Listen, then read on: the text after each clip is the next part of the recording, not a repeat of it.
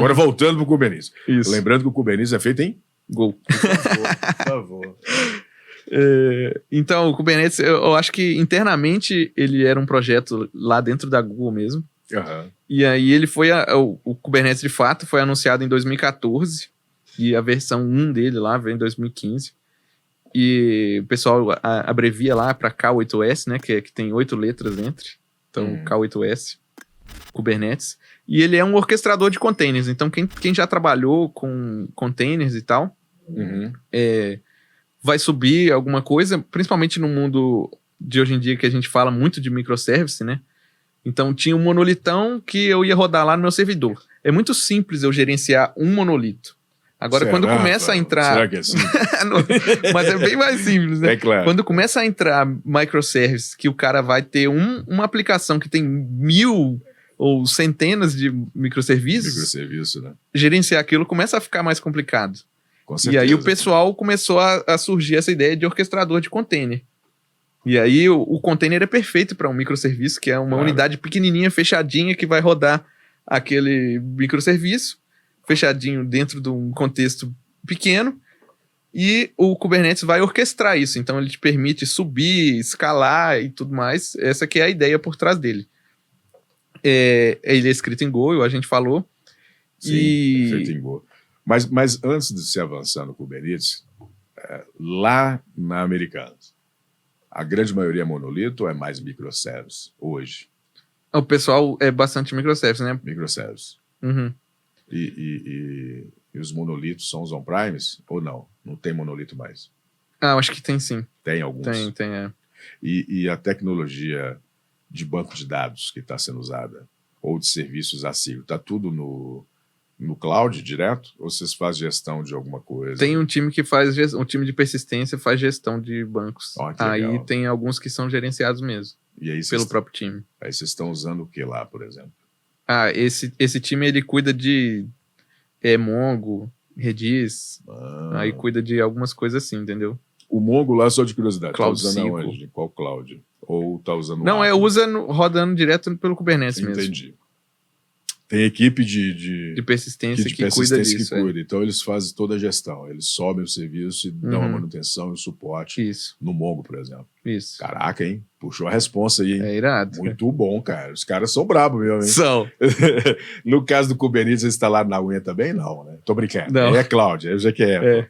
Mas tem cara que... Mas curiosidade, eu já instalei Kubernetes na unha aí, rapaz. Conta como é que foi, cara. Quando eu entrei na StudSol, lá, quando eu trabalhava lá, eu comecei a me interessar por essa área, sabe? Aí o Cícero, um abraço pro Cícero, que é CTO da StudSol, ele me ensinou muita coisa, e aí lá Uma das coisas foi isso, que o Kubernetes lá é gerenciado por eles. Na aí quando eles tinham comprado, os servers lá são on-premise também, aí quando eles tinham comprado alguns servidores novos, ele foi instalar, e aí ele me chamou e falou, vamos instalar junto pra você aprender. E aí eu tenho também Você instalou o Kubernetes na unha, cara. Na unha. Legal, cara. Responsa, né? Bacana. É bom pra aprender, né? Mas é lindo de ver a coisa funcionando. Com certeza. E eu tenho também um que eu fiz pra eu experimentar, né? Um sandbox pra eu brincar com as coisas em casa. Aí eu tenho um também que eu fiz usando as máquinas da Oracle. A Oracle que a Oracle tá com umas máquinas grandes, né? Que tem... O tráfego também, né, pra bem baixo, assim, tipo de custo, né? Sim. Quase zero. Né? É legal. Então aí pra brincar é bem legal também. O bom é que você teve toda a experiência, né? Sim. Eu acho que todo mundo tem que passar por isso, não? Sim, dar uma legal, sofrida, né? Pra dar aquela... pra valorizar o que vem pronto. O GQE e o EKS já deixou o pré-pronto tudo, não? Sim. Já deixou tudo o caminho já... Né? Mas vamos lá então, beleza. Voltando o Kubernetes de novo, né? A gente só deu uma paradinha para entender o cenário da Americanas ali, como é que tava. Então, aí... E os mestres do Rafael também apresentou aí, né? Qual o nome mesmo? O Cícero, manda um abraço pro Cícero aí. Olha aí, o Cícero manda bem demais no StudSol. Ele programa em quê? Ele programa em Java? Ele programa em Go. Vai lá, manda ver. E aí ele vai tentar orquestrar esses containers para te facilitar subir, escalar, e vai tentar promover alta disponibilidade, escalabilidade, recuperação de desastre. Então, o Kubernetes, a grande beleza do Kubernetes é que se tiver o meu container lá rodando, e um dos meus servidores pega fogo no meio do... Que isso, cara. Ele vai recuperar e vai voltar a rodar com zero ou baixíssimo downtime, né? Ele vai tentar trazer aquilo de volta para o estado que ele quer. Então, ele é uma tecnologia de tentar manter o estado, que é um pouquinho diferente do que a gente está acostumado, né? Que é escrever código e aí eu recebo uma chamada, entrego, cuspo uma resposta, por exemplo. Alguém pede um dado, eu respondo um dado, uma API, né? E aí, quando a gente desenvolve alguma coisa para o Kubernetes, é um pouco diferente essa pegada, porque é uma coisa que está ali tentando manter o estado. Eita. Ele fica rodando em loop e tentando manter aquele estado, né? Você está falando do Kubernetes. Do Kubernetes. Então, o objetivo dele é tentar manter o estado. Sim, o tempo todo. Isso. Aí, dentro do Kubernetes, ele define clusters, né? Que é um grupo de nós. E aí, o nó é uma máquina, né? Que vai estar rodando lá dentro. E dentro desses nós, ele tem nós que são workers, ou seja, os nós que vão rodar as aplicações que a gente sobe. E ele tem um nó que é o master, né? Que vai rodar ele mesmo, né? Ele vai rodar o resto da estrutura, vai fazer tudo funcionar. E só para reforçar, o nó é onde que vai ser dividido. É tipo uma máquina, né? Uma máquina é onde que está o custo mesmo. Isso.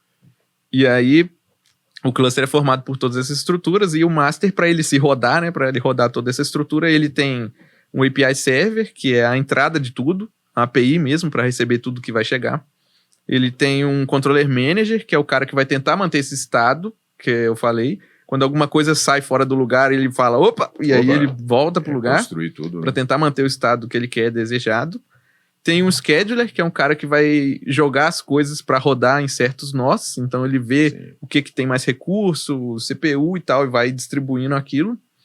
E tem o etcd, que é o banco que ele vai armazenar tudo isso, né? Ele armazena tudo e faz toda essa brincadeira.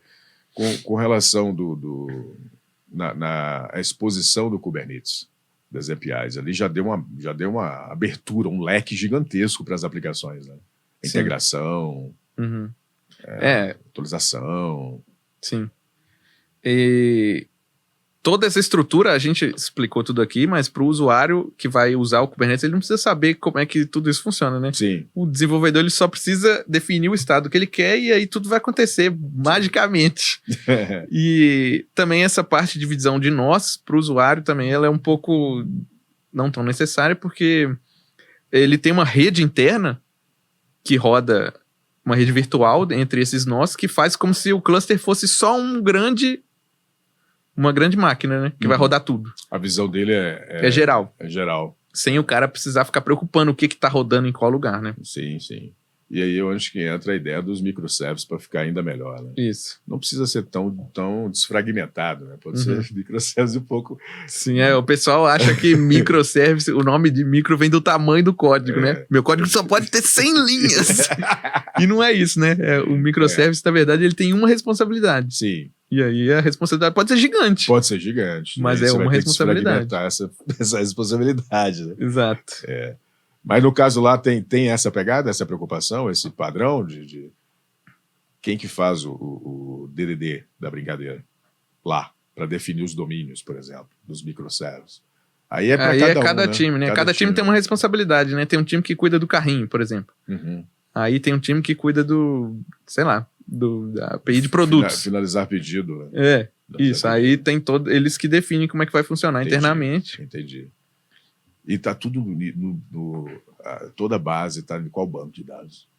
Tá tudo misturado, tem vários, coisa, tá tudo distribuído. Coisa. Tá tudo distribuído. Entendi. No seu tá em qual? Só de O curiosidade. meu, eu vou falar aqui da minha stack, das minhas APIs, então mas eu tenho o Mongo, eu tenho o Redis. Vão lá que eu tô curioso da stack que você vai falar, então. A gente tava falando de Kubernetes. Isso. Aí, o Kubernetes, ele tem uma unidade mínima que vai rodar lá dentro, que é um pod. Então, o pod, ele é um wrapper em volta do container. Então, você tá rodando o seu Docker lá, você tem seu container. O pod é uma unidade que vai ter um container lá dentro. Essa é a melhor prática de ter um container, porém existem casos que você vai rodar containers auxiliares lá dentro, né? Sim. Mas você não vai colocar duas aplicações, dois containers diferentes rodando no mesmo pod, porque aí você perde o sentido de estar usando o Kubernetes, né? Vai fazer um só. E aí, quando vai rodar esse container, ele tem algumas coisas adicionais que o pod tem, que o container não tem. Então, ele tem um IP, ele tem as coisas, ele vai fazer todo o trabalho dele lá.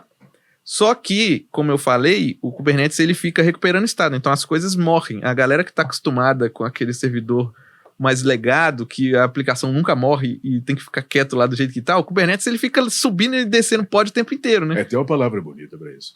É efêmero. Aí, garoto! Eu sabia que você ia fazer. E aí... então, bonita essa palavra, né? A primeira vez que eu ouvi, eu falei, caramba. É bonito. Porque eu nunca tinha utilizado ela. Né? Efêmero, né? Então o pod ele é efêmero, ele vai ficar morrendo. E você tá acostumado com isso. Porque você não vai sentir o downtime. O Kubernetes bem configurado, bem ajeitado, você não vai perceber nada. Ele morre e ele fica se ajeitando lá sozinho, trocando de nó, trocando tudo e tudo funciona. Então quando sobe um pod novo, ele vai ter um IP novo. Então a gente tem uma outra unidade acima do pod, que é um service. Aí esse service a gente pode definir para ele. E aí você pode, dentro de um service, você pode fazer load balance. Então eu quero colocar mais de um pod e eu quero que ele distribua a carga para poder escalar isso. Então ele escala e aí um pod morre e o outro ainda está respondendo requisição. E aí o outro nasce e aí ele faz o balance dessa requisição, joga tudo certinho. Aí acima disso vem milhões de coisas, né? Você pode fazer aplicação stateless ou então aplicação stateful, você pode ter estado, volume. E aí tem um ferramental imenso de coisa para você fazer no Kubernetes, inclusive expandir a própria API do Kubernetes, estender, porque você pode programar para o Kubernetes. E qual o nome que dá essas APIs? Aí é o Operator, você pode descrever o Operator. Esse é bom, hein? Esse aí eu até trouxe alguns links aqui, eu acho que eu vou até mandar depois lá para o pessoal de programando em Kubernetes aqui, eu acho que eu vou mandar agora. Manda aí. Tem um livro muito bacana para indicar para o pessoal, é aquele Kubernetes Operators, é aquele que tem um passarinho, um livro branco com um passarinho na capa. Ele também é legal. Vou colocar os links aqui, que a galera já pode olhar. Eu sei, não é tão barato, né? Mas é uma referência, Sim. E o que mais, Rafael? Pode falar. Então, aí o Kubernetes tem alguns problemas, né? Você vai rodar o Kubernetes e você dá de cara com alguns problemas de cara, né? Não fala os problemas agora não, bicho. Tô brincando, pode falar. O primeiro problema é networking, né? Então... A rede, né? Isso, você vai fazer a rede, essa rede aí começa a ficar complexa, né? Então o pessoal usa muito Service Mesh. Então um exemplo forte disso é o Istio, que a gente usa lá, inclusive. Pode falar um pouquinho do Istio também, se quiser. E aí ele vai fazer um Service Mesh e ele vai facilitar algumas coisas na rede para você. Então ele facilita, por exemplo, encriptação, TLS, load balancing, ele te dá algumas coisas de observabilidade, de métrica, ele te dá a possibilidade de autenticação, autorização, você pode definir ele te dá algumas coisas de tracing, então, como você tem um problema de microserviço, que é um dos grandes problemas você tem um erro em algum microserviço no meio da sua linha de chamada, e aí você quer saber de onde que veio aquela chamada, e que erro que foi, né? Porque uma vez uma coisa chama outra, outra chama outra, e aí tem uma stack gigante de chamada e você não sabe. Então, uma coisa legal que ele faz isso ele faz o trace. Então, você coloca... Ele dá um ID para uma requisição e ele vai te mostrando onde é que aquilo passou. Entendeu? Isso é muito legal. E aí, essa coisa de Service Mesh é muito usada para isso. No mundo hoje em dia. É fenomenal, né? Sem isso já não tem. A gente fala que o Service Mesh é uma evolução dos próprios APIs, gateways que nós tínhamos, os proxy reverse que nós tínhamos. Sim, proxy reverse. Para poder fazer toda essa brincadeira, né? Eu vejo como uma grande evolução. E o que mais, Rafaelzão? Vamos lá, eu quero ver como é que tá a Americana agora, como é que tá lidando com tudo isso aí. Não, você quer saber os seus problemas antes? Fala mais o problema. Eu não queria falar não, mas já que tem... Mas tem que falar, o pessoal deve estar falando, vamos usar Kubernetes para tudo então, que Kubernetes é maravilhoso. Não, Kubernetes é maravilhoso, mas você tem que saber os problemas antes, pra você configurar tudo certinho. Define os problemas, que isso que você falou isso, super esse importante. De rede é super importante. É que tá nessa pegada do que usar, quando usar, já é uma questão de arquitetura, né? Já é de liderança, talvez. No caso do americano é o gerente, que vai definir ali os requisitos, mas vocês que vão ser os arquitetos para definir qual tecnologia. Isso. E você pode perceber que talvez, como você já está com a tecnologia Kubernetes pronta, não tem por que não usar e não fazer. Sim. Agora, num projeto que talvez nem caiba Kubernetes, para que você vai usar? Sim, você vai subir um cluster caro lá numa máquina que vai rodar um monte de coisa às vezes não precisa, né? Exatamente, perfeito, bem colocado. O segundo ponto é a segurança. Qual que é as ferramentas que você pode subir só para testar o Kubernetes sem usar o cloud, sem gastar a grana? Tem um Minikube. Boa, garoto. Minikube dá para rodar, ele é pesadaço, mas dá para rodar local. Mas tem um outro melhor. Qual que é o melhor? Qual outro? K3S? O K3S é bom também. Pois é. O K3S o pessoal usa muito tá fiado. Muito bom. Né? Já usei tudo que você... já passei por tudo que você tá pensando de problema. Já sou pra galera, né? Pode. O K3S você vai subir, ele é bem leve. Inclusive dá pra usar ele pra teste de integração, sabe? Eu uso bastante pra isso, pra esse tipo de coisa. Mas o K3S ele ficou muito bom, né? Dá pra subir ele e rodar teste dentro dele, né? Não é? Automatizado. Dá pra fazer tudo tranquilo, né? Simula todo o ambiente bem mais tranquilo. Sim. Dá pra brincar. A galera que tá começando Kubernetes e quer dar uma olhada, já pode brincar. Também tem um material muito bom, né? Na internet também. Tem uma galera que fala muito sobre isso, DevOps também. Tem vários canais. Eu acho que tem uns 2, 3 canais que eu conheço também, muito bom, que fala sobre o assunto. Mas vamos lá, manda bala. O segundo problema é a segurança, né? Segurança. Porque, por default, você vai pegar lá, o cara vai usar o Kubernetes, você vai ter acesso a tudo em todos os lugares, né? Então, a gente precisa definir algumas coisas. Uma coisa que a gente usa bastante para segurança é RBACs. Então, Role-Based... Bonito, hein, o nome. Então, você define Role-Based Access Control. Então, é por papéis. Você dá um papel para o usuário, você pode definir grupos e papéis. E aí, você vai dar um papel para aquele usuário que tem uma permissão de tal namespace, tal recurso de ler, de apagar, de criar. E aí, você vai granularizando essa permissão. E aí, você pode fazer permissão para, por exemplo, a Service Account que vai rodar no CI, ela tem permissão de deploy. O usuário não tem. Então, o usuário não pode... Não vai conseguir mandar um deploy da máquina dele. Vai dar um erro. Por quê? Porque tem toda essa barreira de segurança aí. Entendi. Vai ter integrado tudo com o GitLab, né? Sim. Pelo que você falou. Isso, os nossos runners, eles rodam dentro do próprio cluster do time, e aí ele tem acesso para fazer o deploy nos namespaces específicos e tal. Sim.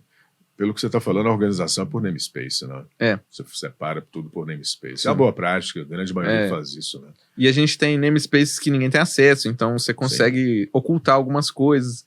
O próprio Kubernetes, ele roda essas coisas que a gente comentou lá, claro. O API serve essas coisas, eles estão rodando dentro do próprio Kubernetes, então você pode ver, se você tiver acesso a tudo, você pode ir lá ver, apagar, mexer. Nossa, você está usando, só de curiosidade, vocês estão usando o LAN também lá? A ferramenta visual para ver? Eu uso o K9S, K9. Então você está usando o Go no terminal. Ele é bonito, ele é muito bom. Ele é muito bom. Eu já tentei até usar o Lens, mas Eu vou mandar também o link do K9, cara. O K9 é muito bom. Ficou muito bom, né? E, Rafael, uma curiosidade que eu tenho, no caso lá da Americana, tem mais monorepo ou tem mais multirepo dos projetos em si? Tem bastante multirepo. Eu tenho um monorepo que agrega algumas coisas, então eu tenho 2 APIs que tem mais ou menos um domínio semelhante. Então tem 2 CMDs e aí eu gero 2 APIs diferentes dali para reaproveitamento de código, né? Mas no geral, no caso geral, a gente tem multirepo mesmo. Multirepo, né? Multirepo para manter também é um pouco mais trabalhoso, dependendo do tamanho do projeto. Mas dá uma flexibilidade fenomenal. Se for usar microservice e se o escopo for bem fechado, bem ajeitadinho daquele microservice, é legal, você consegue separar bastante. Mas quando um começa a ter que usar código do outro, é porque aí já tá... É multirepo.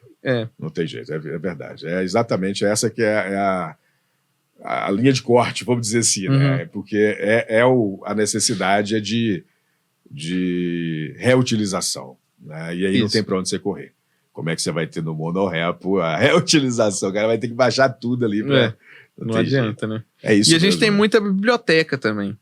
Sim. Libgo é bem fácil de fazer uma lib no Go. Já que você entrou, agora eu estou curioso. Agora eu posso perguntar, então, só para entender? Como é que são as libs? Vocês fizeram um SDK para ser consumido internamente ou não? Para acessar a plataforma, o pessoal usa uma CLI.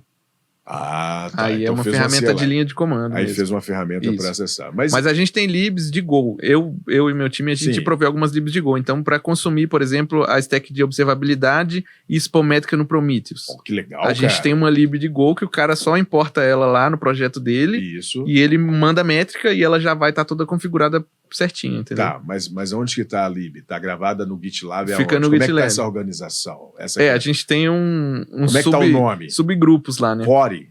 É, a gente tem uns subgrupos lá. Aí tem um subgrupo que tem as libs públicas. Sim, Públicas não, é internas, né? qual o nome que vocês deram lá pra lib pública? Ah, é Metaplane Metaplane. barra... Ah, eu não lembro. Não, mas eu entendi. Metaplane é onde que tá a galera. Isso. E a organização das libs estão todas lá. Uhum. E quando que você quiser utilizar, importe aquela lib e acabou. Isso. O GitLab tem um problema de subgrupo com Go, né? Que você tem que dar aquele replace no Go Mod lá. É a única coisa que eu acho ruim, porque pelo GitHub é tudo automático, né? Sim, sim. Aí o GitLab, como ele tem subgrupos dentro do GitLab, né? Aí pra você teria que... Tem aquele tem replace. O replace que vai te ajudar a resolver o problema aí. Isso. Ainda Mas aí bem, é né, bem que simples também. bem Você simples, coloca né? isso, manda o Go Private com o domínio do nosso GitLab lá, Sim. que é privado, Sim, e importa a lib e sai usando. e vai embora. Caraca, ficou doido, hein? É legal. E aí E- tem as libs públicas também, que são do open source da empresa, Sim. do Americanas Go. Aí é lá no GitHub Americanas Go. Então hoje, só de curiosidade, já que você levantou esse assunto, tem quantos por cento de Go? Não sei, mas tem bastante. É bem forte. Já tem muito bastante. tempo que o pessoal começou a migrar bastante mesmo, coisa cara? para Então Go. a galera é pioneira quase, praticamente. Né? Que isso, cara. Tem muita coisa em Go. Tem muita coisa em Go. Por que eu estou fazendo essa pergunta? Porque da forma que você está colocando, quanto mais tempo passa no desenvolvimento, se a tecnologia é muito robusta e atende muitos cenários, a tendência é ficar menos heterogêneo em questão de tecnologia, de linguagem de Sim. programação. E aí, pelo que eu estou vendo, você consegue fazer coisas ainda melhor, né? Sim. Porque, por exemplo, fazer um SDK do Go, que faz import da lib, você não precisa chamar um microservice. Isso. Você não precisa de um pod, você já está chamando a lib E é um nativa. código que, por exemplo, como tem vários microserviços, Aham. todos eles querem mandar uma métrica para o Prometheus custom, por Pronto. exemplo. Eu vou ter que escrever o mesmo código em todos? Não, Não. tem essas necessidades. O Go, ele te facilita aí fazer uma lib, você vai e faz. É isso que Aí eu você tô só falando. importa e usa. Imagina isso num cenário gigantesco, com uma tecnologia. Imagina se tivesse N tecnologias, teriam problemas N também. Uhum. Hoje você só tem um, né? Sim. Maravilha. E eu acredito que até o custo cai. O custo que eu falo em geral. Sim, desenvolvimento, porque aí tem equipe, muito reaproveitamento, né? Exatamente. Quando tem muita tecnologia diferente, às O vezes custo é sobra. O custo é maior. E aí cada um paga o que tem, né? O que tem para almoço, o que pode fazer. Né? E o mercado, às vezes, também força isso, né? Talvez Sim. até por não ter Necessidade, profissionais, Uhum. profissionais à disposição com muito profissional, e aí força a empresa a utilizar o que dá, né? Sim, eu acho que tudo tem seu lugar, né? Tem seu lugar. Agora eu vejo que as empresas maiores, claro que elas estão, vamos dizer assim, com a vantagem maior, porque ela pode pagar um sênior, um bom profissional, Uhum. uma linguagem igual Go, que o mercado ainda não é uma linguagem igual JavaScript, que você joga, né? Igual uma linguagem mais antiga, que tem muito desenvolvedor, né? Uhum. E, teoricamente, as empresas maiores saem na frente, saem na vantagem. Né? As empresas Sim. menores não vai ter essa possibilidade tão flexível, né? Uhum. Porque o profissional não está tão à deriva, né? Então não está tão disponível igual para a empresa maior. Uhum. E aí você coloca um cara que é um tech lead bom e ele consegue influenciar várias pessoas e aí aquilo ali vai ficando... E teve isso lá? Você foi influenciado de alguma forma? Não? Ou você foi influenciador? Você foi o advogado da parada? Não, lá tem uma comunidade bem forte de Go já. E aí a minha parte que eu tento mais influenciar é mais na parte de operações. Então a gente tenta trazer coisa de métrica, trazer coisa de logs. Entendi. Coisa então de vamos como falar rodar disso, melhor cara. e tal. Eu tô curioso, porque você já está falando disso aí, eu sou fã desse negócio todo. Já falando de observability, já que o Kubernetes você está falando de Prometheus, como é que vocês fizeram isso lá? Como é que está isso lá hoje? Porque cada aplicação precisaria ter uma forma de fazer esse monitoramento, essa observability. Uhum. Como é que está isso lá? Vocês já deixaram tudo prontinho? Hoje quando o cara pede uma estrutura Metaplane nossa lá, ele já vai receber a gente manda tudo pronto para ele, sabe? Tudo pronto? Aí ele já vai receber um cluster, aí o cara que pede, geralmente é o gerente, ou o líder, ou alguma coisa daquele time, que tem permissão de pedir, ele pede e vai receber já toda a estrutura. Aí ele consegue cadastrar os usuários dele, que tem acesso àquela estrutura dele, então ninguém de outro time tem acesso à estrutura de outro time, é tudo apartado, então na AWS a gente entrega uma conta da AWS nova pro cara, tudo apartado para reduzir raio de impacto de incidente. Então, se alguma conta for invadida por algum motivo, vai afetar um raio bem pequeno, um time só. Entendi. E no GCP a gente tem um projeto, que aí é mais fácil no GCP dividir as coisas por projetos, tá dentro, né? Então é uma única conta, só que vários projetos. Entendi, você tem 2 ambientes aí, bem legal, hein, cara? Sim. E aí já vem com esse stack de tudo logs, pronto. Elastic Kibana, já vem com Grafana e Prometheus, com o Grafana todo configurado com alguns dashboards já prontos. É tipo o servlet da AWS, com todos os painelzinhos já. Já vem com os painelzinhos de Go, a gente já tem um painelzinho até de Go pro cara, que mostra lá Go Routine, mostra memória. Vocês estão fazendo APM? A gente tem APM, a gente usa APM de algumas coisas. Cara, a gente usa o Datadog e tal. Estão usando qual? Do APM? O Datadog. Datadog e APM. Ó, velho, que louco, hein? Então a gente entrega umas coisas prontas. Então, hoje você está usando o Datadog para fazer né, a questão de log, né? Ou todo o ferramental que o cloud oferece. Tudo, né? Mais para APM mesmo. Log a gente usa o Elastic Kibana. E que é internamente. Internamente você subiu o servidor e colocou eles. Quando o cara recebe o cluster dele, dentro dele já tem tudo lá que ele precisa. Que doido, cara. E aí como é que ele instrumenta o código? Já vem instrumentado ou usa sua lib? Usa sua lib, né? Instrumentar que eu falo é colocar a lib no seu API em Go para poder conversar com o Prometheus. Então, as coisas padrão ele já vai buscar pelo cluster sozinho. A gente tem lá Só que quando o cara quer expor uma métrica custom pelo Prometheus, então a gente tem algumas coisas que ele vai ter que fazer no código. Por exemplo, eu tenho lá eu exponho quantos logins estão sendo feitos por hora. Isso. Aí eu desenho um gráfico bonitão lá de logins por hora e tal. Aí eu uso essa lib, eu importo a lib que eu fiz no meu código, aí eu dou uma métrica lá, e aí eu dou um publish na métrica de login 1. Aí vai subir mais um. Então, essa é a instrumentação hoje feita. Isso. Que legal, ficou bem flexível. E o logs é automático, né? Se o cara cuspir um log estruturado lá no pod, o coletor vai jogar no Elastic, aí você pode puxar ele no Kibana. E aí ele tem acesso ao Elastic. E ele tem acesso ao Kibana lá e pode fazer o que ele quiser. Pode fazer o que ele quiser. Fazer... Mas no caso do coletar que você está falando, você está usando o passe também qual passe você está usando, sabe? O passe é o que coleta. É o cara que pega. Não é o Logstash, não. É um outro, esqueci o nome que os meninos estão usando. Tá. O time de... É o time de coisa. Agora, quando você está... tem padrão para isso ou não, Rafael? Pode fazer o que ele achar melhor a saída. Ou tem uma boa prática para falar, tem um padrão para fazer isso, de saída do std-out. Estruturado, né? Tem que ser estruturado. E já tem que ser uma linha só. Não, aí cada time pode definir os campos que ele quiser, né, no estruturado, sabe?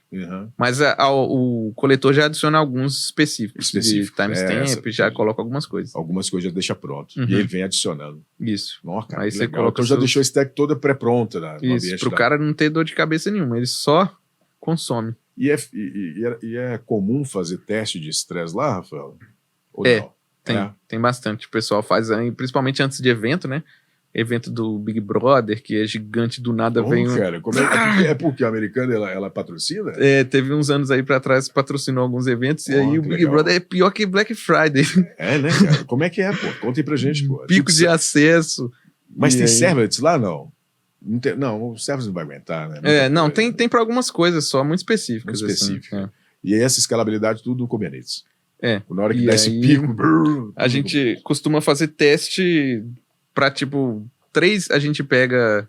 Cada time faz o seu teste lá, né? Mas o pessoal tem uns padrões de, por exemplo, pega quantas requisições teve na Black Friday do ano passado e na desse ano vai fazer, tipo, 5 vezes maior, 20 vezes maior. Que isso? Pra ver se aguenta. E aí até onde vê as coisas, até onde aguenta, e aí escala pro evento, entendeu? É mesmo, cara. E funciona bem. Que louco, cara. Mas a americana hoje, ela tá com muito microserviço, da forma que você tá colocando. Né? Ela conseguiu distribuir bem. Sim. E aí a escalabilidade de cada um... Né? Ou seja, a gente dá o ferramental pro pessoal fazer teste de estresse e tal. E vai embora. Cada um E vai embora.